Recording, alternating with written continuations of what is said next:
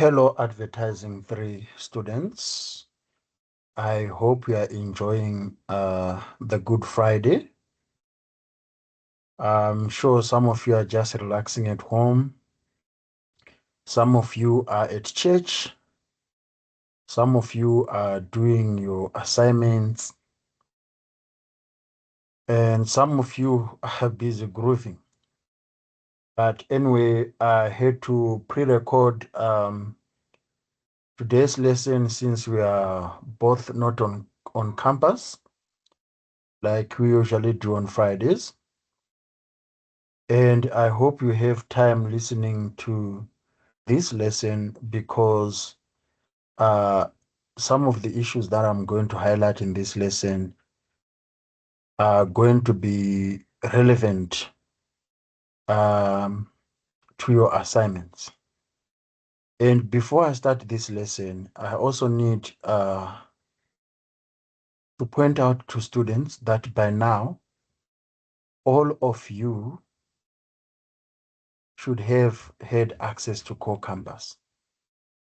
Since there have been changes in the way we access Core Campus, I'm appealing to students to make sure that they have access to Core Campus. They know how to log in on Core Campus.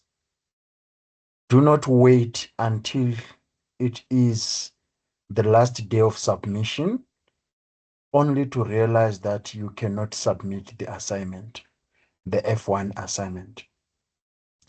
Because I know that there are some students who procrastinate, who will wait until Friday after 10 p.m. They want to submit the assignment only to realize that they do not know how to access Core Campus, yet they cannot, hence they cannot submit the assignment. So if that happens, unfortunately, you are going to get 0 and you have to do a sub. So make sure that if you are having any access issues to Core Campus, get it addressed now. Get it addressed as soon as the campus is open again on Tuesday, 7 April after Easter holidays. And make sure that you can log in into Core Campus and you'll be able to submit the F1 assignment during the week of 11 to 17 April when the assignment is due. So please do so. Otherwise, you don't do that, you are going to get a 0. Because if you're doing that on a Friday, surely no one is going to help you with that. Anyway, we continue doing revision on the lessons that we had before. And today we are going to be revising lesson 24, which spoke about private brands and their advantages. So we are going to continue doing a case study on Iskumba accessories. As you know, yesterday in class, we discussed brand loyalty. We spoke about the role of commitment, the role of trust, the role of satisfaction, and the role of happiness in loyalty. So it's rare to talk about loyalty without addressing trust, commitment, satisfaction, and happiness. If I'm happy with the brand, I'm going to be loyal to it. If I'm satisfied with the brand, I'm going to be loyal to it. If I trust the brand, I'm going to be loyal to it. And my loyalty to that brand, it's going to show some form of commitment. And we even discussed the role of all these in our daily relationships. how we relate with our relatives, how we relate with our partners, our boyfriends and girlfriends, husbands and wives. And we know that at some point, trust can be broken. And what happens when trust is broken? Can you forgive and give your partners another chance? I even asked in class whether you could forgive a brand and give it another chance, the same way you would forgive your partners. And most of you say that, no, it depends with what it is. You are not a fully forgiving person. Even if it's Easter and most of you are Christians and we talk about forgiveness as Christians. But some say that it depends. For example, if a partner is impregnated by someone else, you wouldn't forgive them. That's what you said. And I asked you guys from a branding point of view, what is it that a brand would have done that would say, I am not going to be loyal to this brand anymore? And I asked, like, if you would find a cockroach, a dead cockroach in a product, are you going to continue being loyal to that product? And we looked at this from an Iskumba accessories point of view. What is it that Isikumba accessories needs to do in order to maintain brand loyalty, in order for customers to keep having trust in it? We also discussed that satisfaction is not a once-off event. Satisfaction is dynamic. What satisfies me today would not be necessarily something that is going to satisfy me tomorrow. The same thing with happiness. What makes me happy today would not necessarily be what is going to make me happy tomorrow. There are some of the things that used to make you happy as a child or 5 years ago that no longer makes you happy. There are some things that used to satisfy you a couple of years ago, and now they no longer satisfy you again. And we say that doing the same thing over and over and over again sometimes becomes monotonous, so redundant, boring. So we then agree that Isikumba accessories has to be fresh, has to be different every day in order to maintain satisfaction with customers. They can't be doing the same thing over and over again. They need to innovate here and there to freshen up their products, to freshen up their brands. We have seen that even with global and big brands like Coca-Cola. If we were to test the first Coca-Cola product in the 1940s or whenever they were established, it is no longer the same with the Coca-Cola that you drink today. Some sugar levels have been changed because some customers are health conscious. They do not want to be diabetic. They do not want to gain weight and so forth. So you need to keep up with customer demands. You need to keep up with what would make customers happy.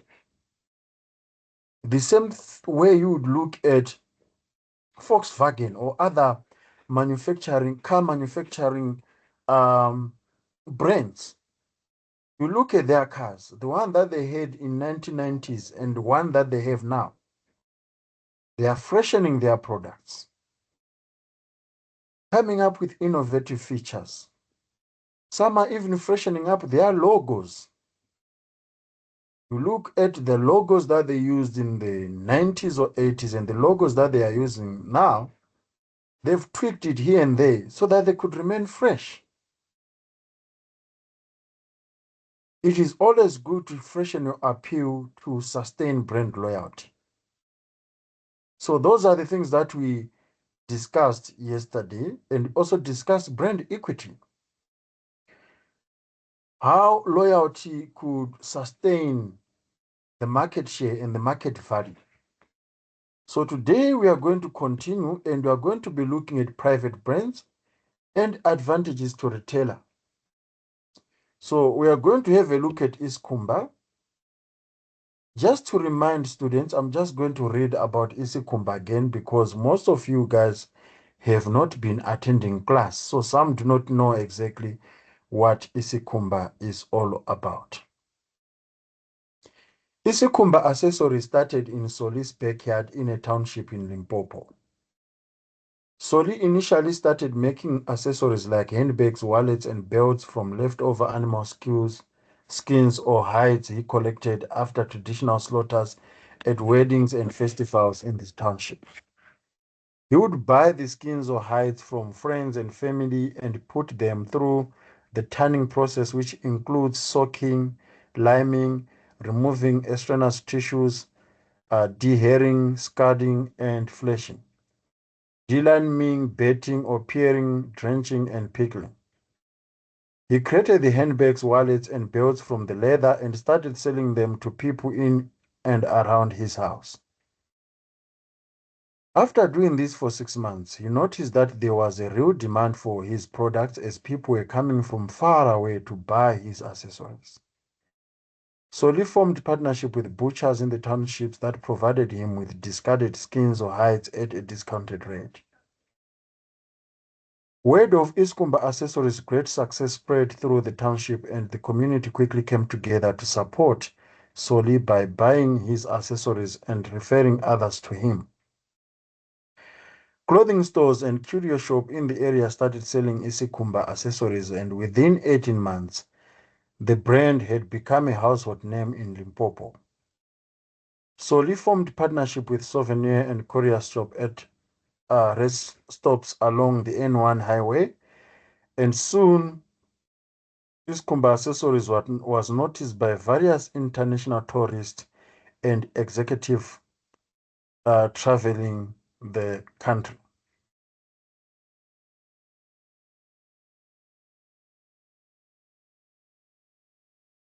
In his second year of production, Soli received an offer from an overseas chain store to export and stock his leather accessories in the UK and various countries across Europe. Soli viewed this as a unique opportunity and the break he was waiting for. Instead of embarking on a joint venture with an international business, he decided to export and distribute his leather accessories using his knowledge and skills. Exporting to different countries brought unique challenges, and Soli had to make various decisions about legislation, cultural differences, politics and policies, distributing requirements, costing and budgeting, and how all these factors would influence the packaging and labeling he used. Currently, Isikhumba accessories can be found locally at curio shops and in selected outlets in England, Germany, and Sweden. So this is the brief that we have been working on since the beginning of the week. And now we are going to engage on this case study by looking at how Isikhumba accessories choose to become a private brand and identify and motivate possible stores which they could align themselves. So this was going to be all good if it was discussed in class, rather than having this pre-recorded lesson whereby communication is one way. I would have loved to hear students' thoughts on how Isikhumba could capitalize on being a private brand. So it's always crucial as you discuss the difference between private brands and national brands. Most private brands are those who hide their identity and are at the mercy of the distributor or the intermediary. For example, an unknown or a private individual would be baking cakes in her own backyard using her own kitchen or whatever, like at home, baking cakes as a private citizen, as a private individual, and supplying those cakes to Spar or to Pick and Pay or to Checkers. So when those cakes are sold at Checkers, they become a Checkers brand. Like little will be known about the person who baked those cake. More will be known about the person who is selling the cake. So that's how private brands do things. And when they do that, it means that the person who is selling the cake, in this case, Spar or Checkers, bear the liability and the risks that comes with that cake. For example, if the cake is poisonous, the customers are not going to sue the private brand that supply the cake because they do not know that private brand. They would sue the one who's selling the cake, which is Spar or Checkers. However, of course, as much as Checkers is going to take the liability, Checkers will then have an issue with that supply and say that we can't supply with us anymore because you got us into trouble. So in this instance, do you want Iskumba Accessories to be a silent brand whereby it is supplying the European shops, it is supplying the local shops with its belts and wallets and handbags, and remain private as a result? They'll still have their logo on the belts.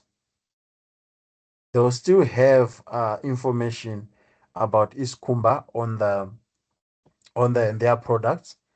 However, full responsibility will be with the retailers, those who are selling Iskumba. So, of course, there are advantages and disadvantages of doing this. The advantages are that Isikumba Accessories, since it's a local brand, they are going to be exposed to loyal customers from the retailers who are going to be buying Isikumba brand. So, for example, if you are a nobody like Isikumba in Europe, because Isikumba is local in South Africa,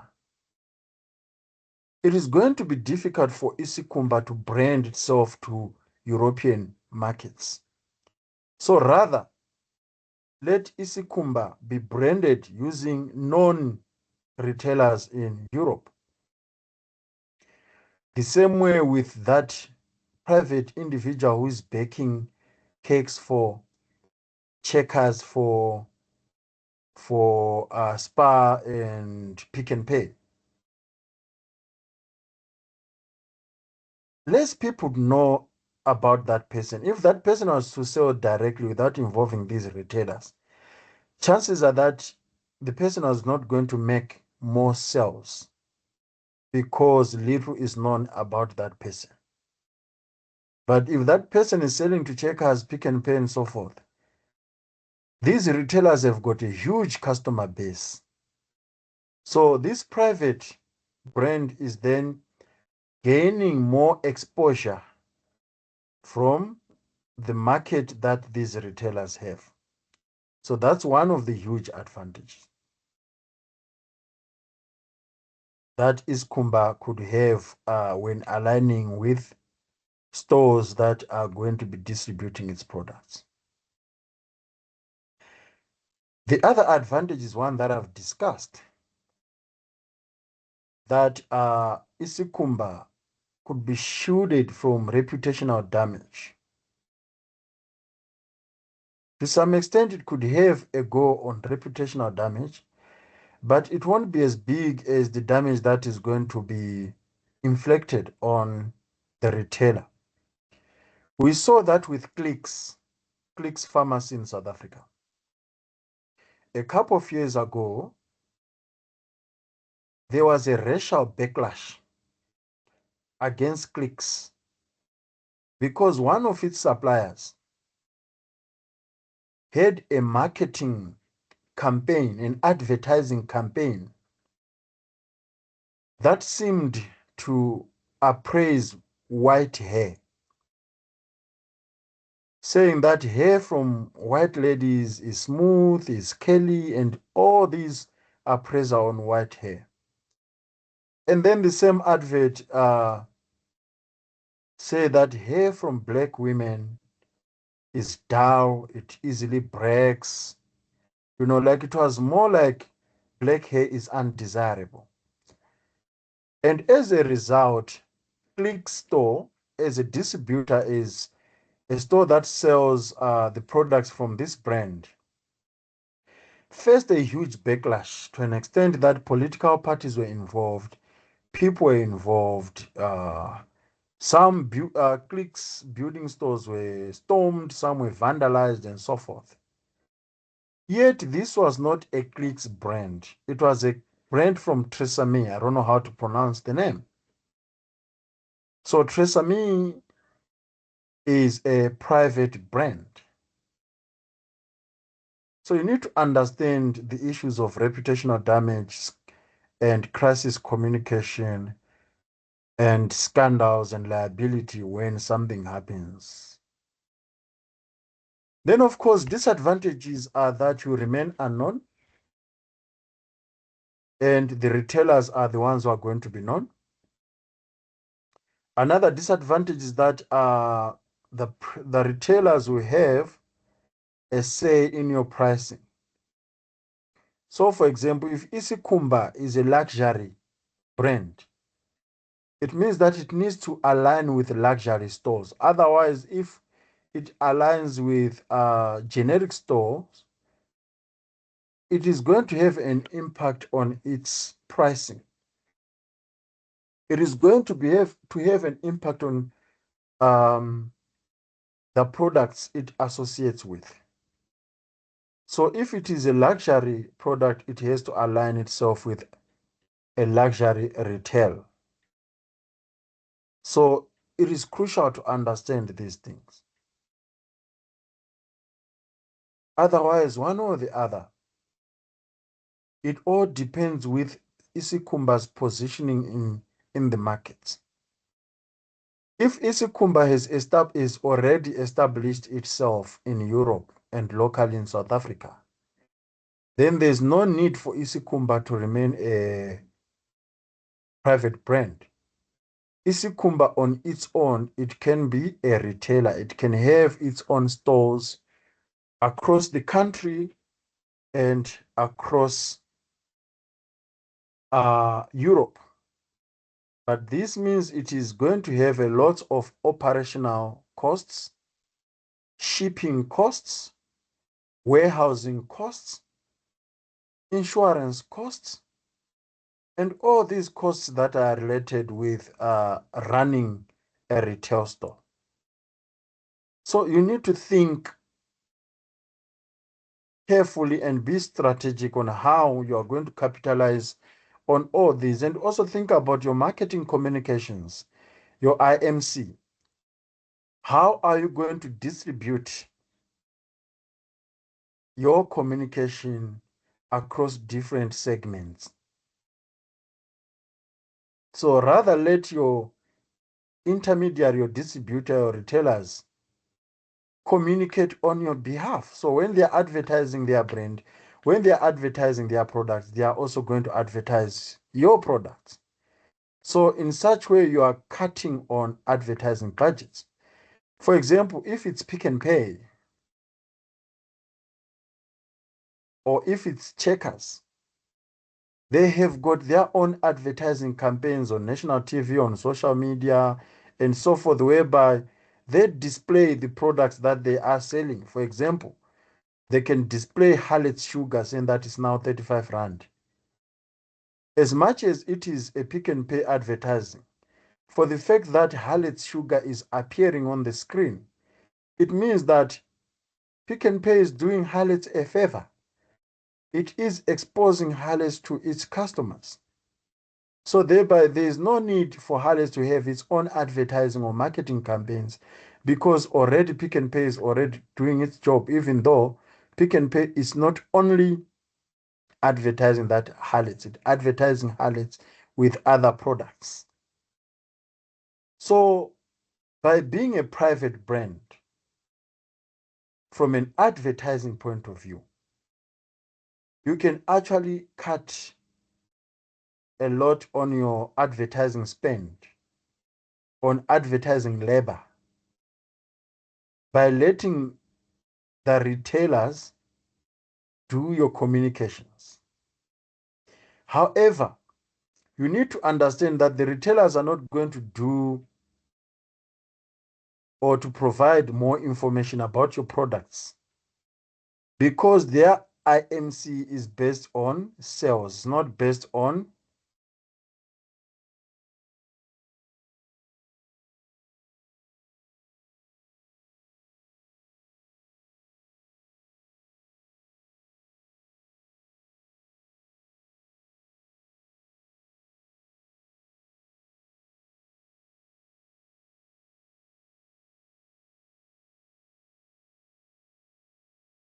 and so on. They are not going to do that. You, as a private brand, need to provide ingredients, you need to tell them how it is done, and so forth. So it is always crucial to understand all these elements. From an advertising point of view, who bears the marketing costs, who bears the engagement with the customers, who bears everything. Otherwise, you can always receive a share and let your retailers do the rest. So that's very crucial, and you need to do thorough homework before you decide whether you want to be a private brand as Isikumba or whether you want to be a retailer as Isikumba. So there are many intermediary strategies.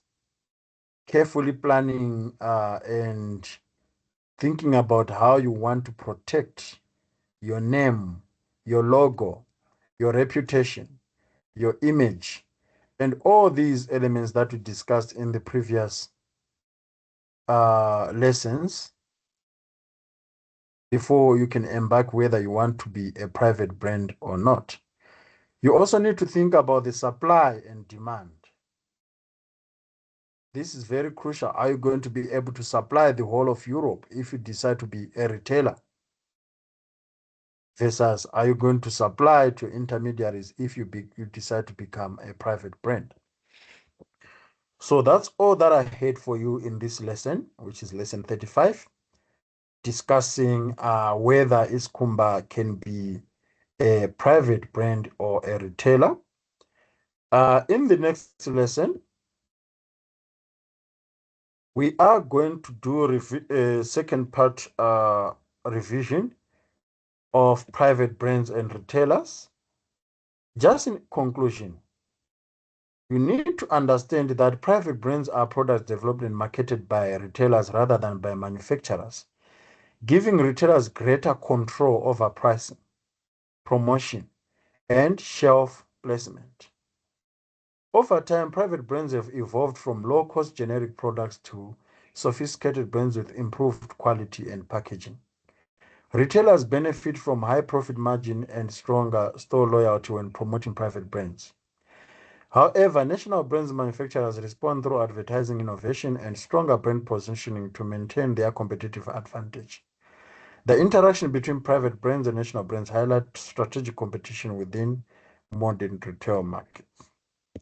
So if there are any questions, if there are any comments, please do not hesitate to ask in the available discussion forums, be it on our WhatsApp group or even in class when we meet on Tuesday.